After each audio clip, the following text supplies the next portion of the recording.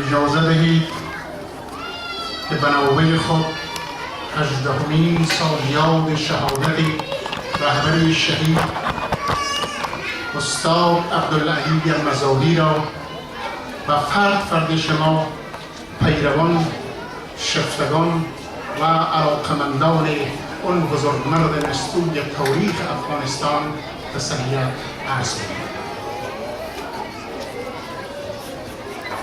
و همچنین از تمام دوستانی که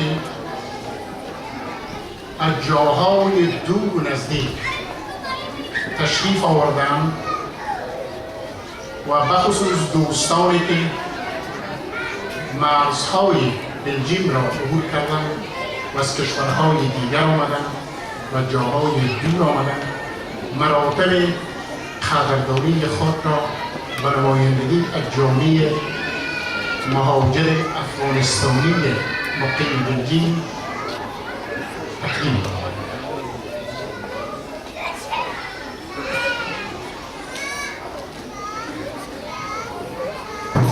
در میان صحبت‌هایی که همه دوستان تا هنوز انجام دادند، یک سخنی استاد میانگی واقعاً پرجاذبه بود که ما سالگرد رهبر شهید را تنها به یک سالیادش خلاصه نکنیم، چون مزاحی خودش مکتب است، راه است و اندیشه است.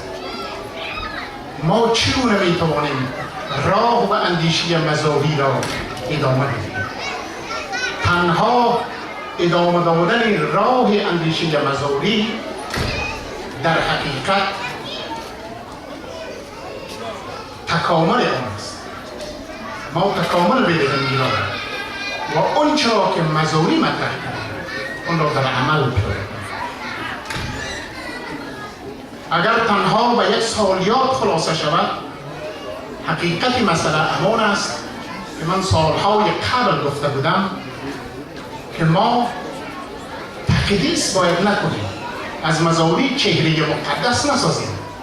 چرا؟ عیب چهره مقدس در این است که اصل پیام کاملا غایب می شود. انسان‌های مقدس اصل پیامش غایب می شود. به اون خاطر مزاحی یک انسان خاکی بود، مزاحی یک شخصیت مبارز، یک مبارز سیاسی بود، رهبر عدالت خواهی در افغانستان بود. لذا ما اون طوری که او بیان داشته، اون طوری که او گفته، اون طوری که او راه و خط را برای ما نشان داده، همون راه را ما باید تکامل بدهیم و در زمان خود هم باید از اندیشه های او استفاده های عملی کنیم. البته من میخواستم که صحبت شفاهی داشته باشیم، اما در هفته قبل روز چهارشنبه تاریخ 6 مارچ در پیشروی مقر اتحادیه اروپا هزاره‌های متشکل از 7 کشور اروپایی گرد هم آمدند و در اونجا طی تظاهرات گسترده نسل‌کشی هزارها را در کویت پاکستان تکمیل و محکوم کردند و در طی 6 ماده قطعنامه‌ای را به اتحادیه اروپا، پارلمان اروپا، سازمان ملل متحد، سازمان امنستی اینترنشنال، پارلمان بلژیم و همچنان نمایندگی‌های یا سفارتخانه‌های تمام کشورهای مقیم بروکسل تسلیم دادند.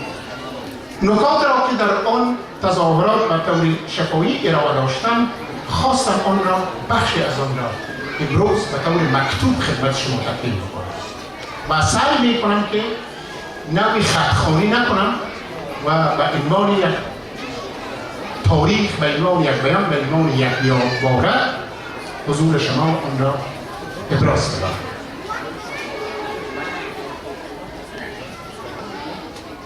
عنوان را که من انتخاب کردم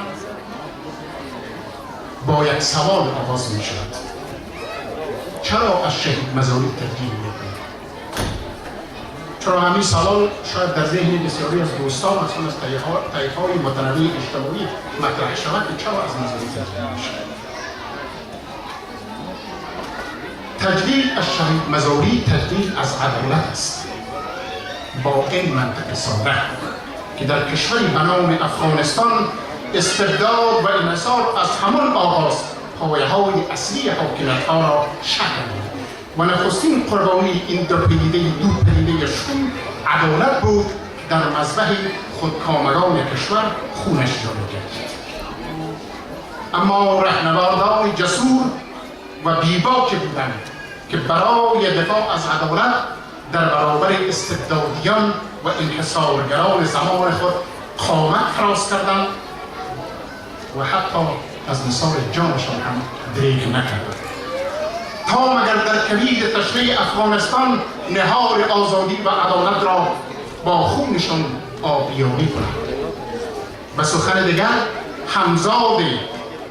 به سخن دیگر استبداد همزاد افغانستان بوده که امپراتوران، امیران و شاهان این کشور برای حفظ قدرت خیش شکی از خون آتش را جاری نگه داشته و بر فراز نعش‌های میلیونی مردم خیش بر اورنگ سلطنتیشان تکیه زده و جامهای ظفر را نوشیده. در سوی دیگر از زمان تشکیل افغانستان و همزاد و یعنی استبداد این مبارزان نستو بودند که برای رسیدن به عدالت آزادی نه در یک هویت رسمی بلکه در تناوب تاریخی جنبش عدالت‌خواهی را مسیح دادند. نماد مشهور جنبش عدالت‌خواهی در افغانستان صدر مشروطیت بود که عدالت‌خواهان در 3 دوره با قبول مرگ، تبعید و سیاست‌های مخوف علیه استبداد برخاستند و با سخن و قلمشان قلب ستمگران را نشانه گرفتند. خواهران و برادران گرامی، شهید مزاری اصاره روی همه مبارزان پیدا و پنهان عدالت‌خواه در افغانستان بود که خط حرکتشان از بعد تشکیل افغانستان تا به مقاومت غرب کابل کشیده می‌شد. شهید مزاری با آگاهی تاریخی مبارزه شجاعانش را از مد جامعه آغاز کرد که بار محرومیت تاریخی، بی‌عدالتی، تبعیض، زندان، آوارگی و نسل‌کشی متداوم را به دوش می‌کشید. لذا توجه شما را به چند مثال تاریخی جلب می‌کنم. در دوران زمانداری احمدشاه ابدالی، تیمورشاه و فرزندانش سرزمین هزاره‌های مقیم شهر و اطراف قندهار، لشکرگاه و هلمند غصب کرد و مالکان آنها تبعید و آواره گردیدند. چنانچه قوم تانی که اجداد اکبرخان نرگس وکیل 3 دوره شورا در زمان ظاهرشاه به این قوم تعلق داشت. از قندهار تبعید، زمین‌هایشان غصب و در ولسوالی پنجاب ولایت بامیان متوطن کرد. در دوره زمانداری امیر دوست محمد خان در اثر توطئه دربار حاجی خان کاکل وظیفه میگیرد که تا بزرگترین شخصیت وحدت بخش، مدبر، با نفوذ و رهبری بنامنازی کل هزارجات چون یازدان بخش بیسودی را نابود نماید. حاجی خان کاکل پس از ریختن طرح دوستی کاذب با این شخصیت بزرگ و سوی استفاده از اعتماد و صداقت وی او را تا به سیحان بامیان میکشاند و در روز روشن سرش را از تنش جدا میکند. در دوره زمانداری امیر عبدالرحمن در طی 6 سال جنگ خونین با هزارها به روایت تاریخ میر محمد صدیق فرهنگ 62% این مردم از بین برده شد. سرزمین ارزگان که متعلق به هزارها بود به طور کل غصب می‌گردد و مردم آن یا قتل عام می‌شوند و یا هم تبعید و آواره می‌گردند.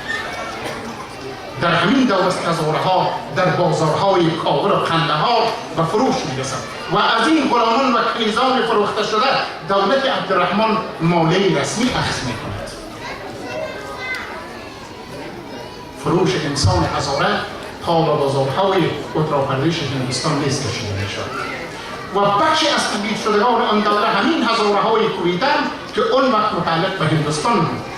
اکنون با راه اندازی نسل کشی هزاره ها در کویتن نیت دارند که اینها را بار دیگر آواره بسازند و جایداد و ملکیت هایشان را تصاحب کنند. نادرشاه تصمیم داشت که به محض تحکیم حاکمیت مرکزی خود هزاره ها را به بردگی مطلق بکشاند. روی همین مسئله بود که عبدالخالق قهرمان با شلیک مرمی مغز استبداد را از هم کشید.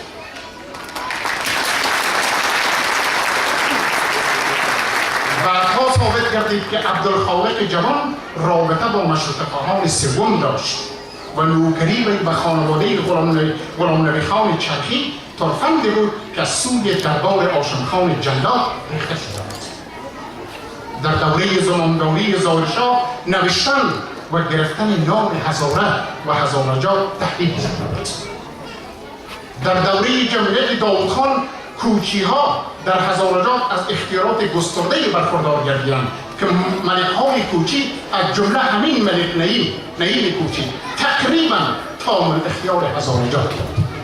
ملک نعیم کسی بود که در آن وقت واقعا از جمله ملک‌های بسیار بزرگ کلان کوچی و همین ملک در زمان ملا عمر به عنوان نماینده خاص ملا عمر در هزارجات توزیع شد. بعد از سقوط طالبان همین ملک نعیم مدتی در گوانتانامو بود و بعد پس دوباره آمد و آقای کرزی هم ازش استفاده می‌کرد و تا هنوز شاید زنده باشه. متاسفانه که زمانداران مستبد و اتنوسنتریست هزاره‌ستیز، سیلیزی و هزاره‌کشی را در تاریخ افغانستان به یک سنت تبدیل کردند. شاید یگانه وجه مشترکی میان دستاندرکاران منتسب به ایدئولوژی‌های مختلف و حتی متضاد همین سنت هزاره‌ستیزی و هزاره‌کشی در افغانستان بود که حتی انقلابیون سرخ هم از ادامه این سنت ابا نرسید.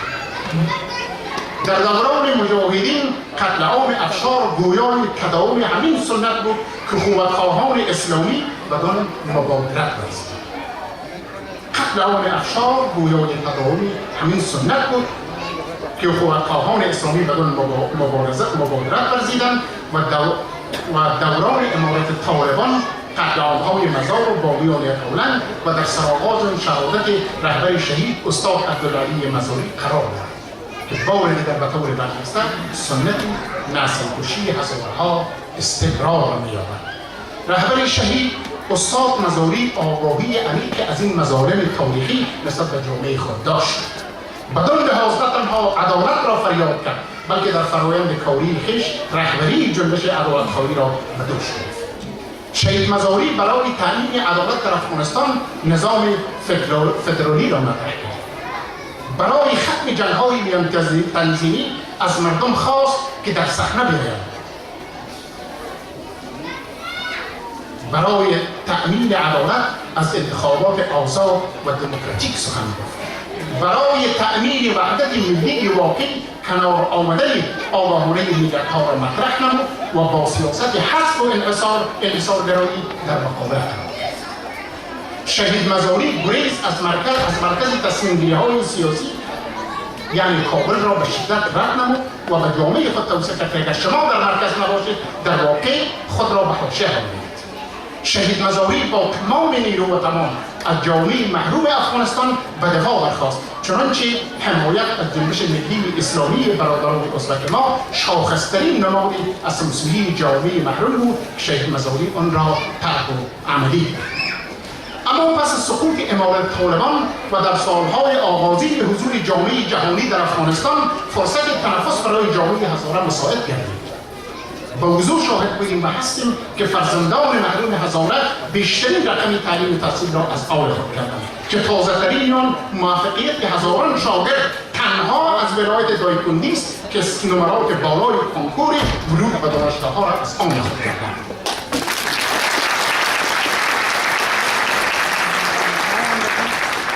در دو دوره انتخابات ریاست جمهوری شرکت زنان هزاره بیشتر از مردانشان بودند.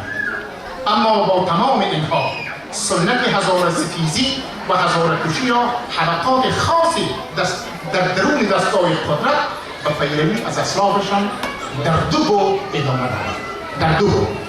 یک، بعد از سال پنجم ریاست جمهوری آقای کرزی بود که کوچه های تندندان مسلح بالای مناطق هزاره‌نشین یورش دادند.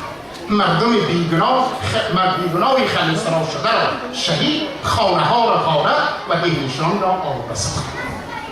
دو، کل هزارجات را آگاهانه از بازسازی اقتصادی و اجتماعی محروم کرد.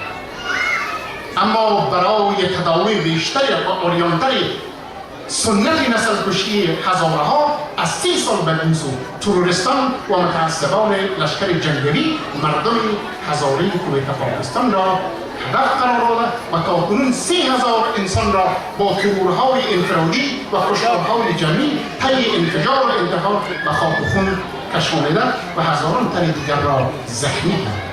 با این گاه شماری تاریخی هزاره ستیزی